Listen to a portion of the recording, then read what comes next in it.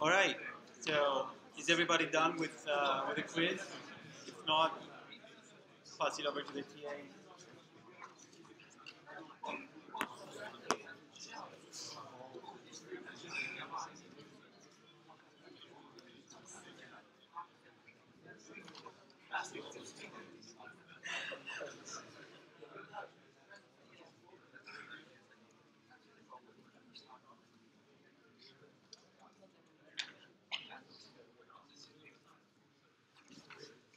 Okay.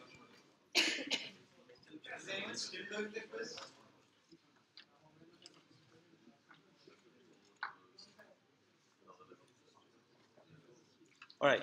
So, hi everybody. My name is Adonis Anastasopolous. Don't bother with my last name. Um, Graham is in Norway, so we'll be talking today about conditional generation. Um, Feel free to interrupt me with questions anytime, but I'm a little deaf, so make sure that you speak loudly. Okay?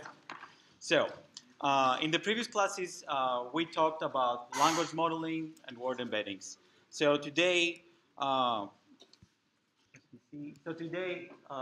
talk about conditioning those language models. So just to recap, language models are generative models of text, right? So we're given a bunch of text, and we want to create a probability distribution over these texts, one word at a time. And one way that we can actually create more text is by just sampling word by word and um, output and create the output, right? So in this example, we have trained a language model on English text, on novels, and then we have generated an example that looks very much like Harry Potter, and it looks very nice. Like the Malfoy said, Harry was watching him. It looks grammatical. It looks great. However, if you look more carefully, you'll see there's still some, ungrammaticalities there. Like when she strode up the wrong staircase to visit himself. It's kind of sketch. So the question is, what do we want to do? That in many cases, we don't just want to imitate some type of text, right? We want to generate text conditioned on something else. So conditioned to some specification. So here's a bunch of examples, right? Where we'll have an input being that specification and the desired output. So if we have structured data, and there's tons of examples for that, and we want to create a description of what the structured data is. Let's say we have a table with stats from an NBA game, and we want to create a text that summarizes the result and the key players and how they did and everything. Or we have a table with results from a patient's medical exam, and we want to create a full text description that describes basically the condition of the patient, right? Or something simpler. Let's say we have a conditioning input being English, and we want to translate that thing into Japanese, and that's the machine translation task. We might be given a big document, and we might want to summarize it into a short description, right? Like if you think of every book you've ever read, there's a summary in the back. So what if we could automatically create something like that? Another example is dialogue, right? In every day, you receive a response, and according to that response, if you're a decent human being and know how to communicate, you will generate a new response according to these utterance that you've received, and so forth. Another example where the input does not have to be necessarily related to language can be an image, right? And a typical example would be given an image or a video or something else from the visual modality, we want to generate text given that. So it could be like given an image, generate a description of what you see in the image. Or it could be something even more complicated. Given a video, you want to generate a summary of what's happening in the video. Or you can be even more specific. Given a video, you want to pick a character or an agent in the video, and you're going to describe, say, their movements as they move across a space. Or we can have a different modality. We can have the input be audio, right? And then we want to produce a transcription. Or in many cases, maybe we want to directly produce a translation of what is being said, right? In that case, the input is not like symbolic sequences of units, as in text and words, but it's raw audio features. So all of these subtasks, even in NLP, they have become their own smaller subfields. So you can have, in general, natural language generation, given some specification, translation, of course, summarization, and response generation for dialogue systems, and then image captioning and speech recognition.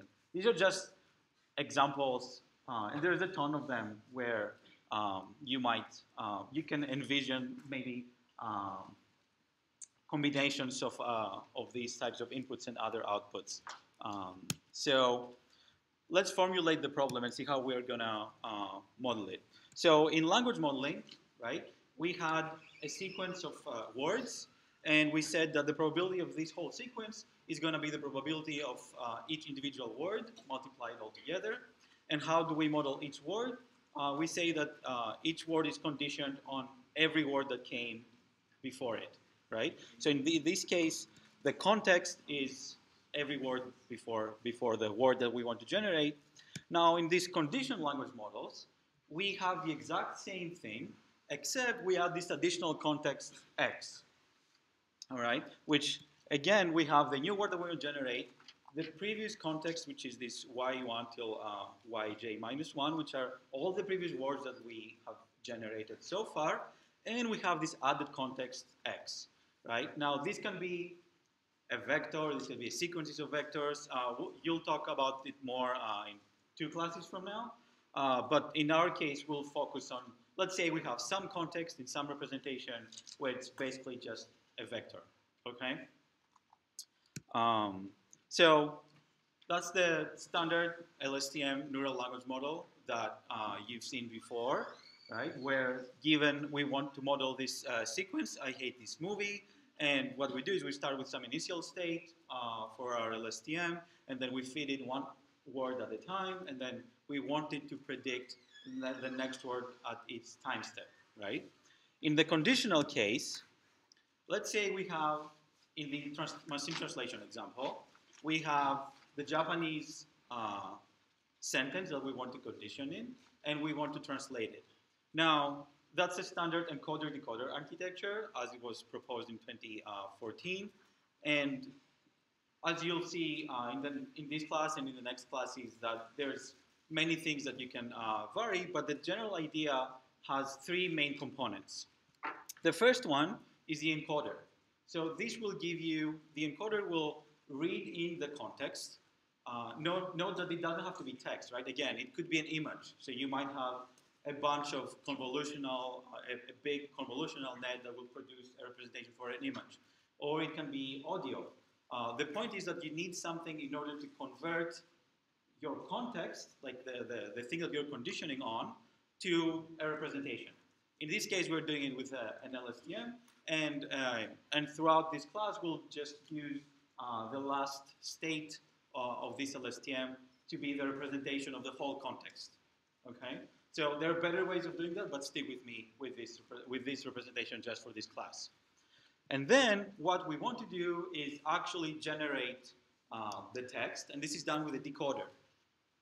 Note that if you discard the top part and this arrow over there, this is exactly like the language model that we saw before, right? You're still generating one word at a time, and you want it to do, and that's what you want to do. You want to generate one word at a time. The only difference is in this conditioning that there's this arrow where we initialize, we pass the context, we pass the context of the thing that we want to condition in to our decoder somehow, all right? So there's 3 main questions here when you see this architecture. One, what is the best way to encode the context that you have? And here we'll say it's just a vector. In 2 classes, you'll talk about other better ways to do it. And then there's 2 more questions. One, how should we pass the context to the decoder, and then how to actually do the generation. So if we assume that we have one hidden state from the encoder that represents all of our context, what are possible ways for us to pass that information onto our decoder? One is the one that we saw already. We have the encoder, we get the vector, and then we just initialize the LSTM of the decoder with the exact same vector. All right? What happens if they are different sizes? In that case, what you can do is just transform, and you can learn to do this transform from, say, 256 to 512, because your decoder might be bigger. And you initialize your decoder with this transformed hidden representation. All right? And finally, another thing that you can do, instead of just providing that context in the very beginning and then let the decoder do its work, what you can do is keep providing that context as input at every time step. Okay? Are these clear? Keep that in mind, because a variation of this is basically the attention that I'm sure most of you have already heard about, right? Right. Okay.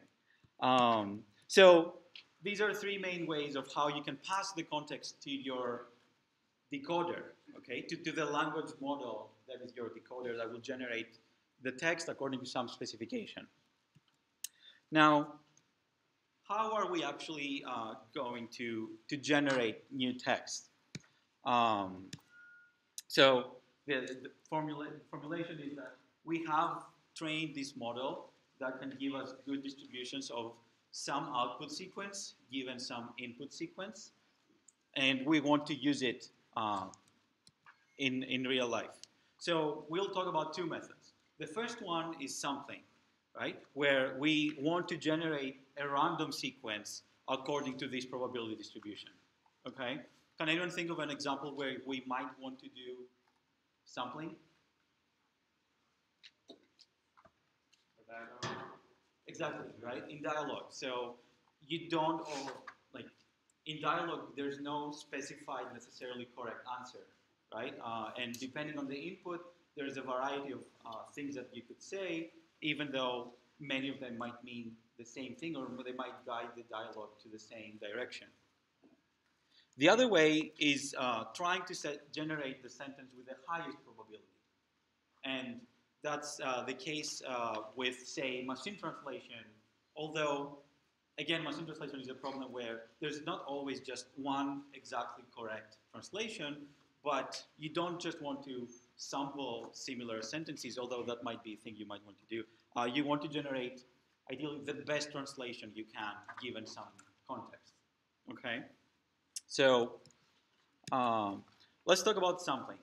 In sampling, this is very, again, the way that we generated the Harry Potter text in the beginning, right? We have provided the context, and we just initialized our decoder, or we just kept providing the decoder as the context as continuous input, and we just generate words one by one until we reach some symbol that tells us, okay, this is the end of the sentence, or the end of a document, or something like that, right? So for every time step, our model will produce a distribution over all the candidate output words. We'll sample according to the distribution, and we'll say, okay, that's our next word, feed it in, etc. Okay? So that's basically very simple. That's all you need to do when you do something. There's nothing more complicated to it. Let's see what could we do when we actually have the harder problem of trying to generate the best output we can. So greedy search.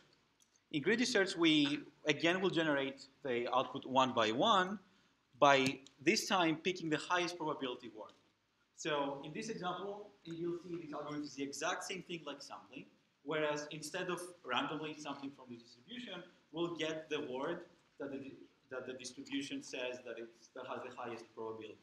Okay, it's really simple. Again, so what is the problem with this? That it's not exact. What does that mean? Anyone? It's myopic. Sorry? It's myopic. Yeah, yeah. In a way, yes. So basically, there's no guarantee that this will actually find the best translation. So why is that? Um, it will often generate the easy words first. Remember that this probability of this model is still a language model, right? And a language model will always assign higher probabilities to common words and easy words first. High probability and yeah, to common words and to what are deemed easy words, maybe given some context. So it might, a model like that where we do greedy search might as well prefer common words rather than a rare one, because a rare one will almost by construction have really low probability. So if at every step you select the word with the highest probability, you might do a bad job. One dumb example that we'll use later is the word mansion is a fairly rare word, whereas large house is comprised of two quite common words. So in that case, it will always prefer large house rather than mansion. Okay. Of course, that doesn't mean that large house is a wrong translation or a wrong output for mansion, but just keep it in mind. All right. Um, so let's talk about what the community currently thinks is the best way to deal with this, and that's beam search. Now, here's how this works. And if anyone doesn't follow, let me know and we'll go through it again. So in greedy search, at every step, we had one previous sequence that we had generated, and we selected the best word given that sequence that we have generated. Now, what we do in beam search is we maintain several different paths for us as candidate previous sequence paths, and for each of those, we expand them with the next time step, and we get the distribution over the candidate words, and then we select candidate outputs. So the beams are these candidate paths that you keep at any time, and again, and the process is as follows, as you can see in this example, at every time step. So you have your candidate outputs. For each of those, right, because they have a different history, so they will generate outputs with different probabilities, right? So for each of those beams, for each of those paths, you'll get the distribution over all the output words, and then you'll do pruning, which means that you will just keep the top k out of all those different paths to keep as your candidate hypothesis, okay? And eventually, all of those paths will reach an end of sentence, and then you'll select the one that has the highest probability. Okay, so again, just to reiterate, there's two processes that happen one by the other. You have your candidate hypotheses and you expand them. You get all your candidate distributions, and then you prune all these options down to the beam size, basically, to beam size options. Okay, and that's basically it for beam search. I don't know if there's anything that's yes. I have a question. Yeah. Why don't we consider the score on the previous, like the A and B, the minus 1.05 and minus 0.92? Why don't we consider these two scores and just add them to? Oh, you do. You do, in fact. So at any given time, you want to keep the best hypotheses, right? So that includes all the previous context. So in this example, it just happens that the two best hypotheses are AB and BB, but it would be quite common that you would have, like, eventually, because you take into account all the previous scores, you might, as you form the tree, eventually prune out a lot of hypotheses and end up with a similar beginning that later diverges, right? So in beam search, the score at each time step is not and the score of when we are here, and we have expanded these two hypotheses into these 6 options, right? The scores of these 6 options are not just the scores of um, of the corresponding words. They are the scores that you can see on top of them. There's like 1.05 and 1.9. The score for that top hypothesis is 2.95. Okay, just add them. Well, yeah, because this example is in log space, so we just add them. Okay, so that was one of the questions in the quiz, right? Or one of the options in the quiz. So if this was probabilities in not log space, we'll just multiply them, right? But if you keep doing that, you might run into issues where like underflow and stuff like that. So we operate in log space where we're just adding those log probabilities. So yeah, so if you see here, the options that are pruned are the ones that have the ones that have the lowest probability, log probability. Even though coincidentally they also happen to be the ones where the words that were generated had the lowest probability. That might not always be the case. Okay. Any other questions on this? Okay. So, yeah, so there's more specification here, and you'll talk about it more in later classes. There's an example that you can try out.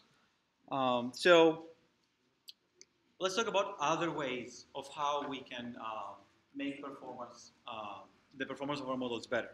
So, let's talk about model ensembling. Okay, so ensembling is basically having several models and combining their predictions. So why would we want to do that, right? Let's say we have trained 2 different models on the exact same data for doing translation between Japanese and English. Okay, the way that this would work is at any time step, we would get the prediction from each one. We would combine their prediction somehow. We'll look into how this will happen, and then take the output according to the options that 2 models give us rather than 1. So why would we want to do that?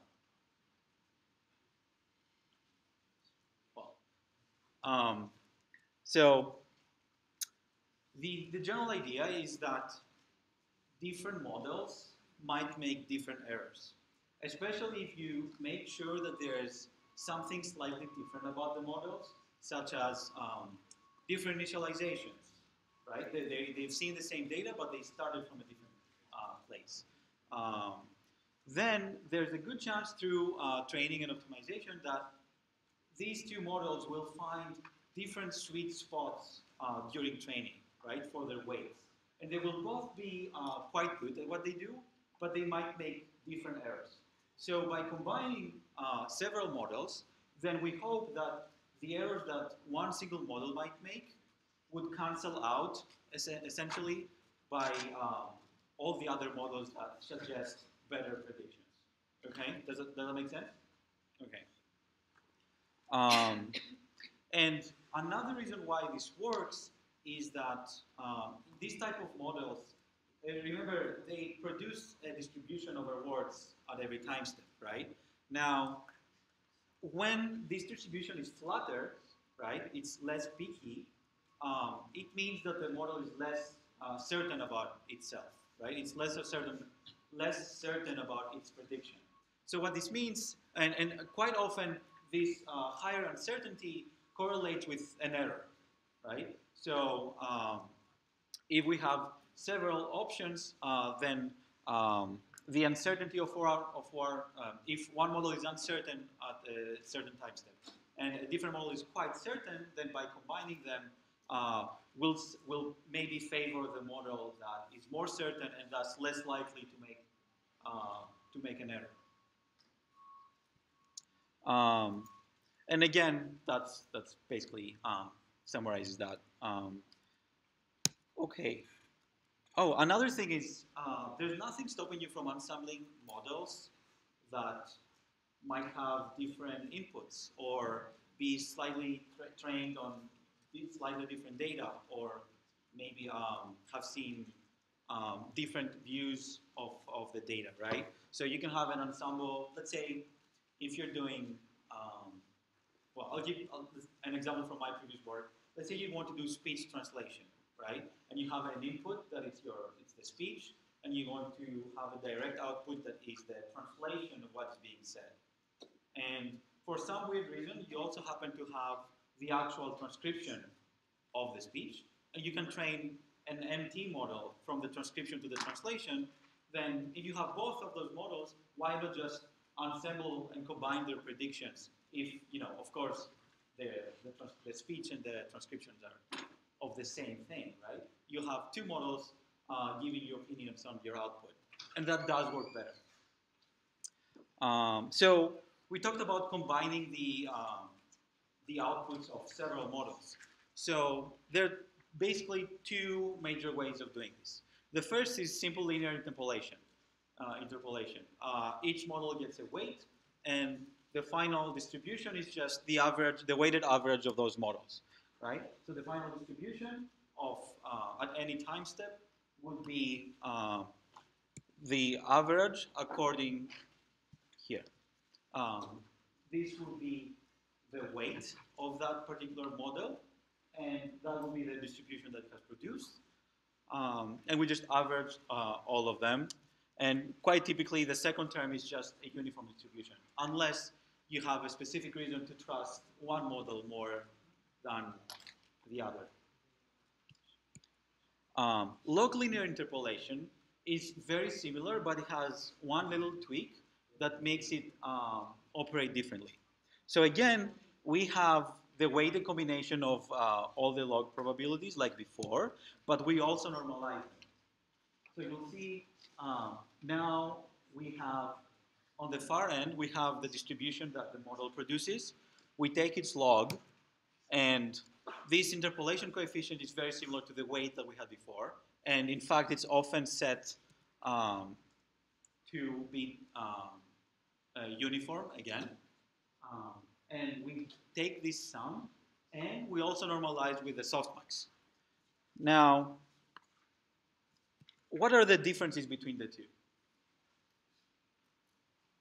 If you think of it in terms of logic, the linear interpolation is very much like a logical OR, right? And this means that you have an array of models, and the final distribution will like, if that's proper, we like any choice that any of the models said that they like, right? So that might be great if you have models that capture different traits, like the example that I gave before, like if you have models that started from different inputs, or you have some reason to believe that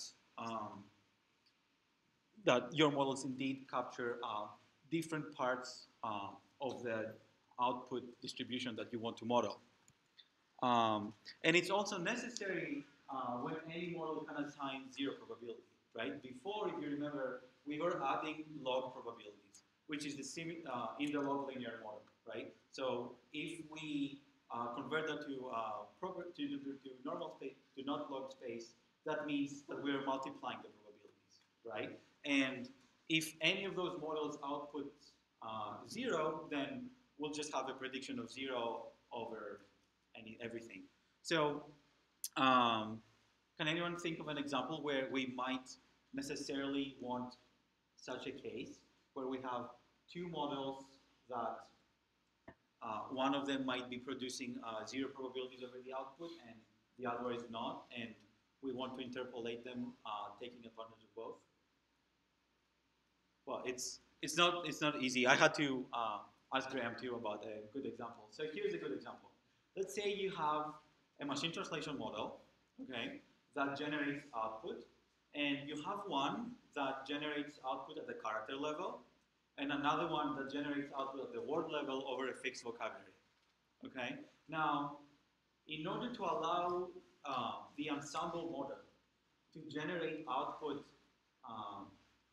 that includes out of vocabulary words for that second word level model, then you need to use linear interpolation.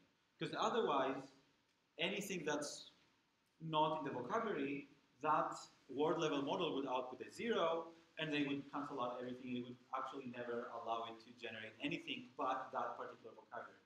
Okay? In log linear, that's more like a logical AND. In this case, the ensemble, the interpolated model, likes the choices where all of the models somewhat agree. Okay? Can you see the nuance? So it's great when you want to restrict your ensemble to, again, to options that all of the models agree on. Or if you have an actual restriction that you want to impose. So the example here is, let's say we're still doing machine translation, and we also have just word level machine translation, right? But for some time steps, we also have another model that gives us candidate words or phrases for translation, and we trust it so much that we want to incorporate those restrictions, right? Let's say we want to do some type of template, or for some reason we have a really good dictionary of named entities and stuff like that, that we want to make sure that our final output will be restricted to this list, right? In that case, we would use log linear so that the final model the final model would be constricted to things that both models like. So if our model, the restricted one, only likes 5 things, then in the end, the ensemble will also select an output out of those 5 things. Okay? So here's the problem with ensembling, though.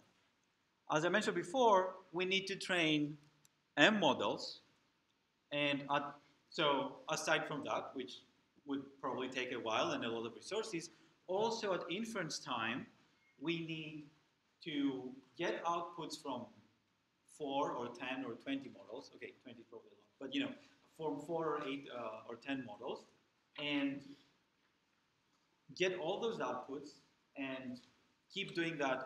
Especially if you're doing beam search, there's nothing stopping you from doing beam search with an ensemble, right? At any time step, you'll expand the options in the beam search according to the distribution that the ensemble produces. That doesn't mean that it's trivial to implement, right? And that the time, the implementation, and the memory complexity is just much, much bigger. So parameter averaging is basically poor man's ensembling. So what you do is just a cheap way of doing ensembling. So before, we had different training runs for all these M models, and you train them separately, and you combine the predictions at inference time. With parameter averaging, what we do is at some point during the end of the training, which means that our model has reached a decent or a good state in its final performance, we write out several checkpoints, right? It's like basically if you use any toolkit, it's just like a save model, right? You write out those checkpoints, and then you average all of them, right? So you average their parameters. So now you end up with one model that has averaged the parameters of, say, 10 last models, and you use that to do predictions. And that actually works, okay? Here's another solution to the fact that ensembling is expensive. What was the problem with parameter averaging? The problem was that if you have some GPUs and you do train two different models, right? You can do parameter averaging for the first one, and you do okay. You can do parameter averaging for the second one, and you can do okay. However, if you average the parameters from the 2 different training runs, that's not going to work, right? Why is that? Like, the scale of the parameters might be different, right? They might be in a completely different space at the end. So what can we do if we don't want to have an ensemble during inference time, but we still want to use those 2 different runs? And that's ensemble distillation. Basically, what this does is we do create an ensemble, and we get its prediction over our training set, right? And now what we do is we train a new model, so it's just one, and we train it to mimic the ensemble, right? So we don't necessarily train it to output the correct predictions. What we want is we want its output to match the output of the ensemble. Okay. In fact, in that paper, if you take a look at it, you can try to do both. So you can train it to both match the ensemble and to also try to find the correct prediction. And again, this works very well. This is called distillation. Another cool thing about this is that the model that you're distilling into, as in this, the terminology usually is teacher model and student model, right? So you have a big teacher model, which in our case is the ensemble, and we have a smaller model that we want to make it to mimic the teacher, okay? And the cool thing about this is this can significantly reduce the size of the student model with very small loss in performance, or maybe no loss, right? So when we train a smaller model, and you can um, delete parameters during training and stuff, this is a really good paper. You can train a smaller model so that inference will be faster with very few loss of accuracy. Okay? Yeah. Would you know how this would compare against using dropout? Well, okay, wait. Dropout is a completely different thing, right? Dropout is something that you typically use during training, right? Again, typically in cases where you don't have a lot of data, in order to make sure that the network that you're training sees different perturbations of the input, right? So, or of the whole network. It's a way to normalize the network. So if you think about it, let's say you were doing word dropout during training. At any time that your network will see an instance, because of the way that you drop out words, it will never be the exact same sentence, right? So that's a way to make the network more robust to noise and to actually make it better when you're in a basically low resource data scenario. Okay. In this case, what we do is we have a very good model, which could be an ensemble, could be not, right? That's in general distillation, but in our case, we're doing an ensemble distillation. We have a really good model because it's an ensemble of 10 good models, and we distill the knowledge of all of those 10 models into a smaller one. Okay? By training it so that its outputs mimic the outputs of the ensemble. Okay? Yes. So why can I not just train the smaller model on the ground truth data? Well, you can. So why would this work better than that? Well, the idea is that these bigger models, as we said, why does ensembling work better than having a single model? Again, because each of those models end up in a different place in the parameter space, and they capture different nuances of the data. So combining them works better. So the idea is that a single model cannot, at this stage where we're at, cannot capture all of the aspects of the data, whereas an ensemble can. And by having another model try to mimic the ensemble instead of just the ground truth, it kind of like, it learns to do all of the things that the ensemble does properly. In fact, this paper does combine the training of over the ensemble predictions and the ground truth. So it still does both of those things. So there was one second. So I guess, from my understanding, there are two different ways to ensemble. The first one is that you just change each of the model slightly. You let them to be slightly different. Let's say you just change the weight initialization method. Mm-hmm. So each model is just slightly different. Another way is that you assemble an RN and a CNN together. So the model architecture is different. Mm-hmm. So I guess, which way is better? Both. Like, I don't have a good answer. It might depend on on your task, right? So ensembling of state-of-the-art models will produce state-of-the-art most likely, right? Ensembling of not as good models will not necessarily be better than one single state-of-the-art model, right? Does that make sense? So if you have the resources to do everything, I don't have a concrete answer to which one is better. That's yeah. Sorry about that. um, it might be task specific, right? So if for some reason you know that a recurrent net does better than a convolutional net for your task, for as your encoder, right? Then you're probably and you're sure about that, then you're probably better off ensembling two RNNs rather than an RNN convolutional model. If you have reason to believe that the convolutional model captures different types of dependencies, say, across the text, and it still does something pretty well, then yes, then it makes sense to ensemble it with the RNN. I hope that kind of covers it. Okay. Yeah, there was, yeah. The question is, if you're using the student model to learn the behavior in ensemble, then would it be preferred to overtrain or overfit the student model? Not necessarily. Because you're trying to learn the behavior of the ensemble. Right. So again, overfitting is calculated over an external data set. So basically, if you've properly finished training of all the ensemble models, then they are right at the sweet spot between doing really great and overfitting.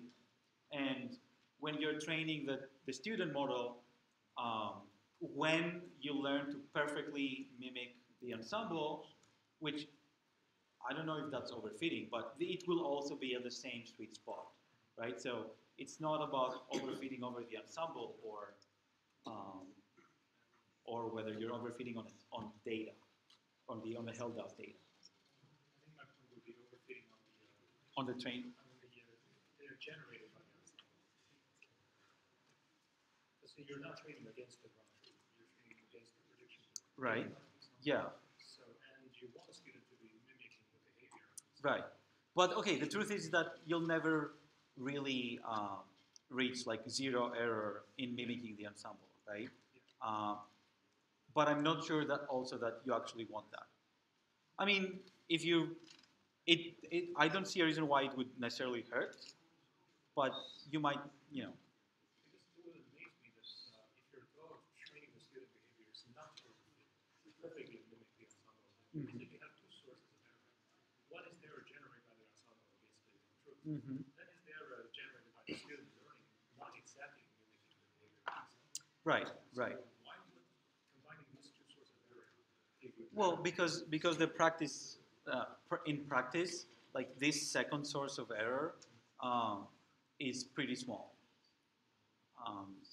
I think that's the best I can give you. It's, you can learn to distill pretty well. Would you be learning on different data? Would you be training a student model on different data? No, not necessarily. You'd be training on the exact same training data that the ensemble has seen, right? So you get the predictions of the ensemble over the training data, and you mimic that. You wouldn't, like, if you trained on other data, then you would be doing something like adaptation or something like that, which is a different thing. It would have seen the exact same data, except it's trained on a slightly different objective. It's not trained to predict the correct word at every time step. It's trained to predict the word that the ensemble is the best at every time step. We don't have it here in the slides, but the paper has a really nice illustration of exactly that. So, and they have different things that you can do. And they found that what works better is training on the sequence that the ensemble thinks is better, given an input, rather than just the ground truth or, yeah. Since the objective is to approximate the ensemble, Yes. you need to fit the ensemble, Yeah. not the ground truth. Yeah. Well, yeah, but combining them might also, in my mind, it also makes sense. So Yes, okay. like reusing information multiple times. I wonder if it harms generalization. It works though. So in practice, no. Okay, yeah. And is there a difference between you made the label the prediction and you made the label the argmax output probabilities prediction? I mean, So is there a difference between? between these two, the training label is the probability distribution, like 0.1, 0.2, 0.3 like this, or the training label is the argmax Of of the prediction. I'm not sure what you're asking, but Your prediction is a word. in this case where we're doing distillation, Yeah. yes, yeah. So the output of the model is always a distribution over words, okay? And the training label, Can we make the native just like one hot? you want the final output to be one hot? Yeah. Can we do that? Yeah, if you just select the max of the distribution, that's essentially what you're doing, right? Or you want the final output to be in one hot vector. So instead of a like the distribution will be just a peak over one word. Why? I mean, will it be better to make it a one hot? I'd say no, just because you would foresee your model to basically do greedy search, right? At any given time, it would select just one word as a possible output, right? And especially in the cases of language, that's just not true, right? If you say house and mansion and apartment and townhome, these are all related enough that they could have like, it would make sense to be used as like hypernyms or synonyms or anything. So no, I think that it wouldn't make sense in the case where you're trying to generate language. Okay, so let's, yeah, final one. Using this technique, are we trying to improve the accuracy of a model by making it mimic the ensemble? Yes, but also reduce the overhead that ensemble has. But how does it improve the accuracy? The distillation? Oh, well, it improves, it definitely improves the accuracy over a single model that has not been through the process. I'm not really sure if it improves over the ensemble's performance, but it definitely improves over a single, like each of those models that made up the ensemble. All right? We might have to go back to that paper to make sure that that's exactly correct. Okay. Another thing that we'll just mention is stacking, which is what if we have two very different models? Like, let's say we have a phrase-based, old-ish machine translation system, and a syntax-based machine translation system, and a neural one. And how can we combine those two predictions, right? If not all of them necessarily predict a distribution over words. And one way of doing that is using the output of one system as features to be additional input for another system. I'll just glance over these there. Let's not delve into it more. So let's talk about now evaluation of this generated text. And that's not an easy discussion. So in general, in most cases where we are in a supervised scenario, right, we'll have a parallel test set that in parallel in the sense that we will have our input, and for that particular input, we will have our desired output.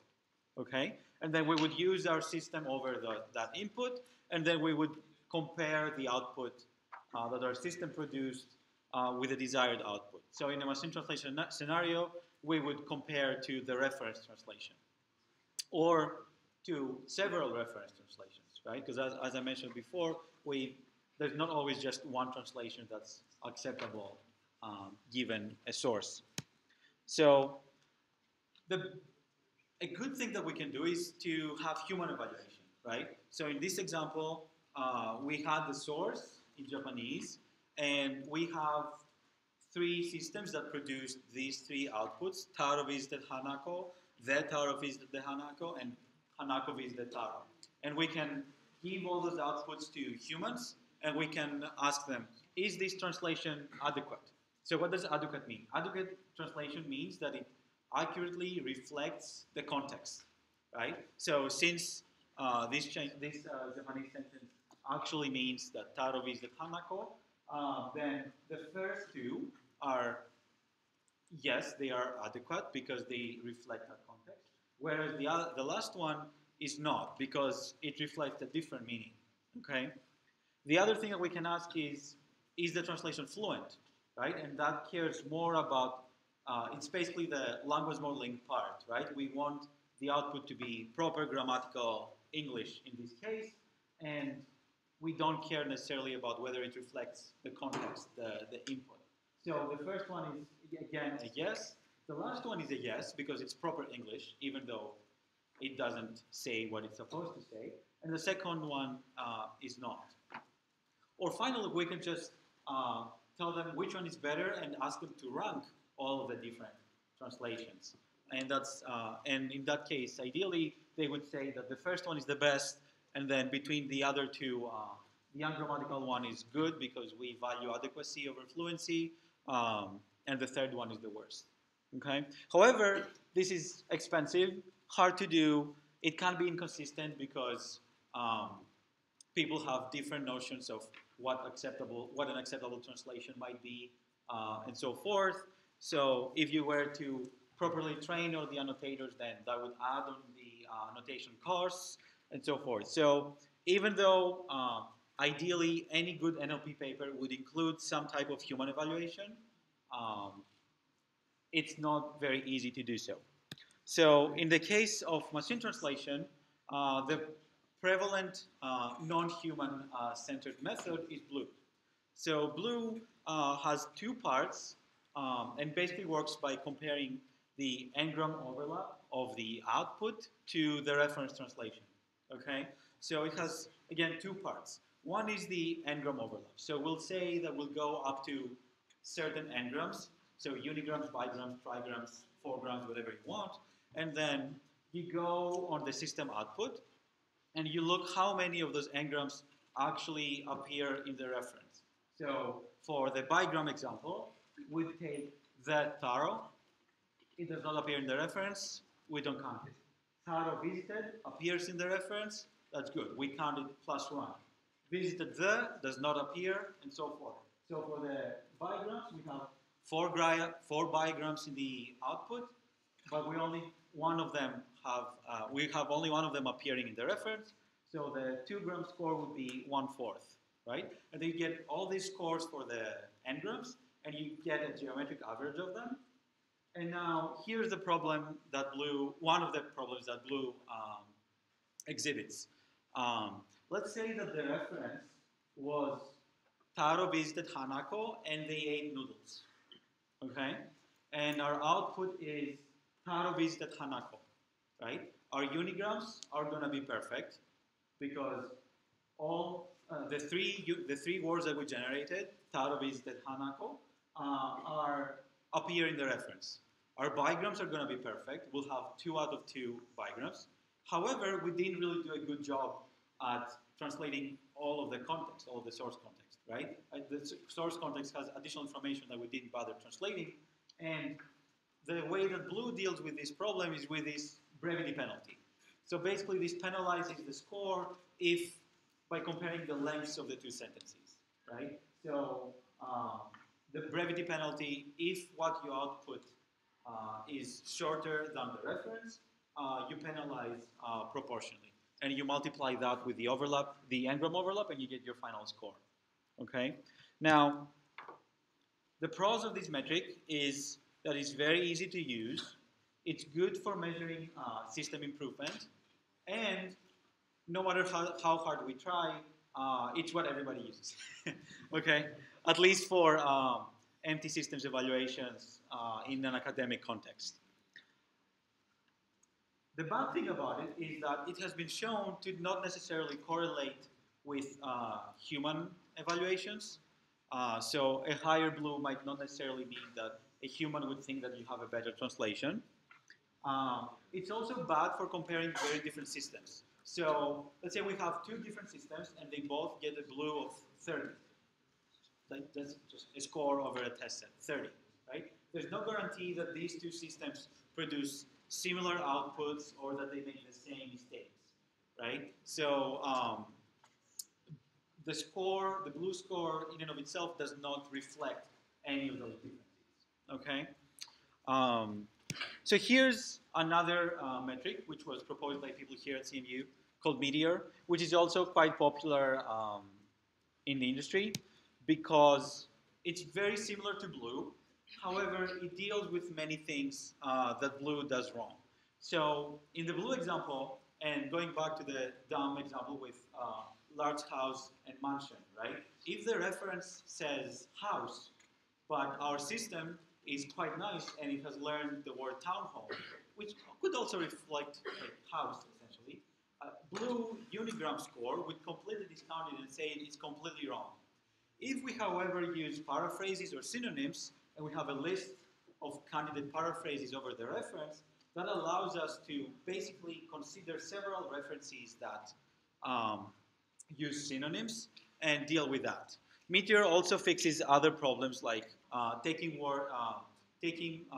several reorderings of the output of the reference in account, as well as penalizing content words and non-content words differently.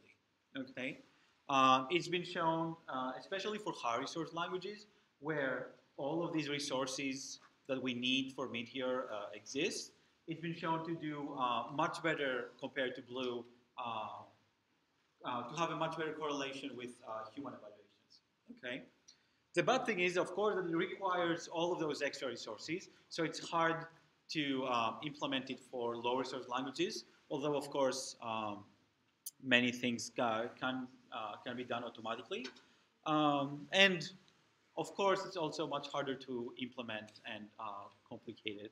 But if you have all these resources, then you can just get the code and run it, right? Okay. Another thing that we can do is just not do generation, but if we have the test that we want to evaluate on, we can just get the perplexity over it. So, in fact, we will not just do, we have the parallel set that has our input and the desired output. And what we'll do is, in the same way that in language modeling evaluation, we computed how well it does on the output that we had, in the text that we had, we will do the exact same thing, again, with conditioning on the input. So we will use perplexity without really doing generation. We will see how well our model does on the desired output, okay? And that is an easy way of solving the multiple reference problem. So if we have several references for a source, we can get perplexity over all of those, and then we're done, and we can have a score that will allow us to compare different systems fairly. The bad thing is that it doesn't really focus on the hard part, which is the actual generation. Okay, so yes, this is a really good measure for understanding which model learned to better model the probability of y given x, but it doesn't evaluate the generation part on how well the model will do when we actually do the generation. It still might be a reasonable thing to do, though. And backtracking into the language modeling stuff from the last class, right? How would you evaluate unconditioned generation, right? That's an issue with, say, GANs, right? How many of you have heard of GANs, right? So there's this new technique that allows us to, given a bunch of, say, images, to generate a new image that we have never seen before. How do you evaluate that? If you do not have a desired output, it's not clear. Like what they do in several GAN papers is just, in the beginning, they just presented the images and they were like, here, this is great. This looks very lifelike, or it looks like a real photograph. Or you can just give it to people and say, does this look like a real photograph, right? However, if we have a model that all it does is memorize the corpus, it would seem, or the training set, then it would be perfect, right?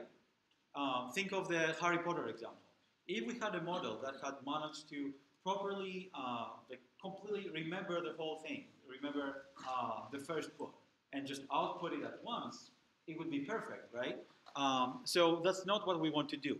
So again, something that people have recently started doing with GANs is when they have a generated output, they will use the nearest neighbor to find the example from the training data that was most similar to that output and present them side by side, so that they will show that it's not just remembering and copying something from the training set, but you can still see, where it fails or what it does well, while at the same time proving that it hasn't just memorized the training data. Yeah, and that's just something to think about, whether Perplexity on a held out data set is maybe the best thing we can do for language, okay? Or maybe if we just use condition generation in the way that we talked about before, in constrained tasks where we know the desired output might be the best way to go about it. All right, so we'll go through quickly we have 10 minutes more, right? Yeah, okay. So we'll go through some case studies in conditional language modeling. One example that is much the first example that we talked about is generation from structured data. For the longest time, NLP was very much about building ontologies, which looked like kind of like this table. An ontology had agents and action types. So this is an example for an ontology for a dialogue system that provides information on San Francisco. On, like, someone would call and try to book a hotel or a restaurant, or they would try to ask information about like where the address is or something like that. So these are the different action types, and you would have a bunch of parameters that are either shared between the restaurants and the hotels, or that they are specific to the restaurants, like what type of food it serves, or to the hotels, as in, does it accept credit cards, right? And then you have this big table, this ontology, that includes, let's say, X hotel in San Francisco is in this address, and it has internet, and no dogs allowed, but cats are allowed, etc. And given all that information and a query from a user, they would produce a response. This is still a very difficult problem. There's this great work by Sam Weisman and others from Harvard, where they created a data set with NBA stats from NBA games, as well as descriptions of that game as they were produced by by the journalist or ESPN or something. And they evaluated several methods that, some of them learned to copy from the table while generating at the same time, or learn when to copy and when to generate, etc. And you can see that oftentimes all the red ones are wrong. The blue ones are correct, as in they are items that appear in the table. Sorry, these two tables are not overlapping. The example with the blue and red is from a different table. So, but again, how do you really evaluate this, right? So they propose some metrics that look into whether it learned to copy the proper things. So if your table is about the Heat and the Hawks, you don't want to be talking about the Rockets, okay? Sorry to anyone who's not a basketball fan, but I'm sure you get the gist. And that's one part of the evaluation. The other is whether the generated output does make sense. If you see it's somewhere in the middle, there's this sentence that says, the rockets were able to out-rebound the rockets, right? That's perfectly grammatical English, but that's not what the text should say, okay? Another example is word inflection, where you have words that you give it a version of a word, let's say the word play, and you provide it with a bunch of tags, say past, and you want to create the morphological version, the inflection of the word that matches that tag. So you want to convert play plus past, you want to make it into played, okay? And there are other things, there are some reasons where you might want to do that is you might want to provide a tag and have the generated text have a specific gender so that, not all doctors are male and not all nurses are female. And because our models learn these types of biases just because they exist in the data, we might want to mitigate them by providing labels as such. Or if you're translating into languages or from languages that have a certain politeness, what's it called? They express politeness in a different way, you might want to provide a tag that tells you whether you want to be polite or not, and have the generation be conditioned on that too. Another thing that you might want to do, this is another example, if you have the description of a TED Talk, that is the title, the description that goes under the video, the keywords, and the author, could you actually generate the text of the TED Talk? Why not? And they tried several encoding methods of how could you encode the title and the description and all those things, and they provide all of them into as inputs into your conditioned language model that generates the text, right? So one thing that they investigated is where is it better to provide that additional context, these features? What if it's do you provide it as an input to your LSTM? Or what if you bypass the LSTM, as in the second example, and you give it directly to the softmax layer so that you just bias the final output towards that without having the LSTM see that information. These are just two options of things that you can try. Another cool work is this work that receives the name of the recipe, a list of ingredients, and outputs the text that describes the process of the recipe. So an interesting thing that they did is this list of ingredients usually or should not be consistently used. So you wouldn't say chop the tomatoes and then put the tomatoes in the oven and then boil the tomatoes and all. Like you're using the ingredients at different stages of the recipes. So when you chop the tomatoes and you boil them, now you refer to that as sauce, right? It's not just an example. So this neural checklist model, what it does, it decides when one of the things that are in the checklist has been generated, and by checking it, it basically makes it learn to not generate it again, to not use it again further down in the recipe, and that works better. So that's another constraint scenario, but that's constraining the system in a very different way. Another thing that you might want to do is use different modalities, right? You might have images, and you want to generate a caption, like this example. In many cases, the images are encoded using convolutional neural nets. And another thing that people usually do now is because the vision community has managed to train really big models on really big databases like ImageNet.